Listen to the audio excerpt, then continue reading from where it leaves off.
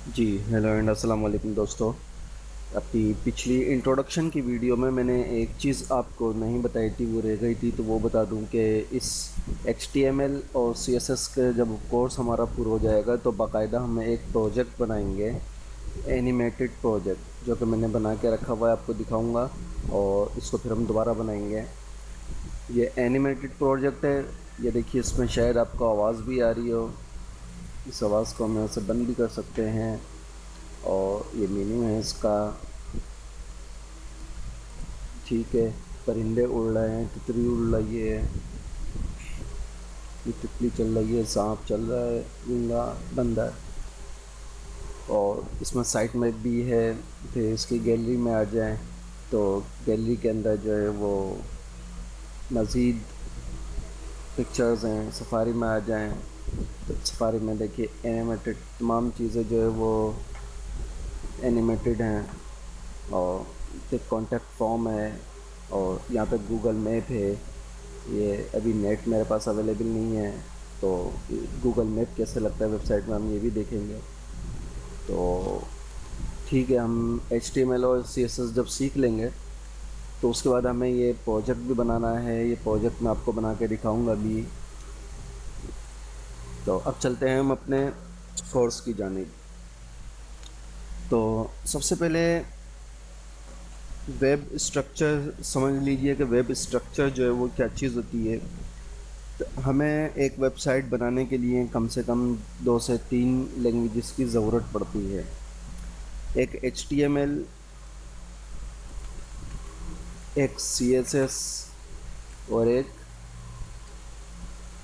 JavaScript. HTML का काम क्या है, जावास्क्रिप्ट का काम क्या है, ये स्ट्रक्चर आपके समझ में आ जाएगा तो काम आपको आसान हो जाएगा। HTML जो है, ये जिस तरीके से हम एक बिल्डिंग पहले बनाते हैं और उस बिल्डिंग का पहले ढांचा बनाते हैं, स्ट्रक्चर बनाते हैं, पिलर बनाते हैं, छत बनाते हैं, तो इस तरीके से ये HTML का काम है कि जो वेबसाइट हम बनाएं उस वेबसाइट का ही पहले ढांचा बनाती है, उसका स्ट्रक्चर बनाती है। ठीक है। और फिर उसके बाद हम उस बिल्डिंग के अंदर जब उसका छत वगैरह पिलर वगैरह बन जाते हैं, दीवारें खड़ी हो जाती हैं, तो फिर हम उसमें रंग रोगन करते हैं। तो उसके बाद जो फिर काम आता है वो CSS का आता है। CSS का काम होता है प्रेजेंटेशन देना, उसकी नुमाइश करना वेबसाइट की, और उसको कलर वगैरह देना, उसको खूबसूरत करना, कलर वाइज डिज़ाइन करना उसको।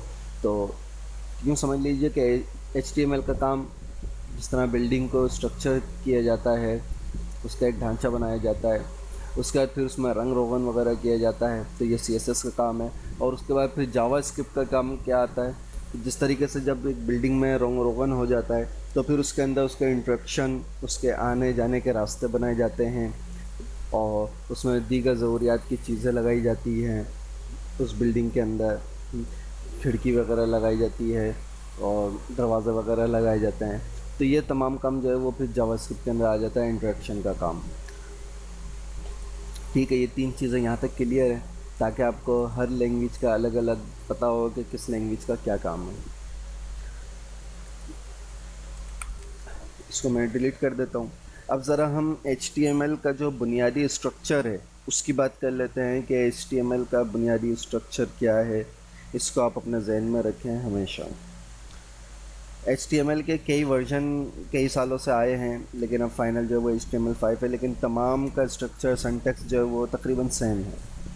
तो HTML का डॉक्यूमेंट का जो स्ट्रक्चर है उसको मैं समझाने के लिए आपको ये बताऊंगा कि जैसे सैंडविच होता है इसी तरीके से है। जिस तरह सैंडविच के अंदर एक दो स्लाइस होते हैं और उन दोनों के दरमियान सब कुछ होता है, इसी तरह HTML के टैग जो हम यूज़ करेंगे वो 2 टैग होंगे, एक ओपनिंग टैग, एक क्लोजिंग टैग, और जो कुछ भी हम लिखेंगे उन दोनों टैग के दरमियान लिखेंगे। जिस तरीके से सैंडविच बराबर है टू स्लाइस। ठीक है। और बाकी जो भी कुछ होगा वह इन 2 स्लाइस के अंदर होगा। तो इसी तरह HTML का टैग के अंदर हम, ये HTML का टैग है HTML, और यहाँ पे क्लोजिंग HTML। तो ये HTML का एक टैग, ये HTML का दूसरा टैग है। अब जो कुछ हम लिखेंगे वो इन 2 टैग्स के दरमियान लिखेंगे। इसलिए इसको जो है वो सैंडविच से मुआवजा किया जाता है। अच्छा, अब हम जो बुनियादी इसका स्ट्रक्चर है वो लिख लेते हैं। ओके, सबसे पहले HTML, फिर HTML क्लोज। क्लोज करने के लिए हमें ये बैकस्लैश लगाना होगा। HTML क्लोज हो गया। जो टैग पहले खुलेगा वो टैग बाद पहले बंद होगा, जो टैग पहले खुलेगा वो बाद में बंद होगा। उसके बाद मैं यहाँ पे हेड खोल लूँ, head tag open, head tag close. उसके बाद यहाँ पे बॉडी टैग, बॉडी का टैग ओपन हुआ, यहाँ पे बॉडी टैग क्लोज हुआ। देखिए ये जो है HTML का बुनियादी स्ट्रक्चर है। HTML यहाँ से लेके यहाँ तक ये HTML है, यहाँ से यहाँ तक HTML है ये सब।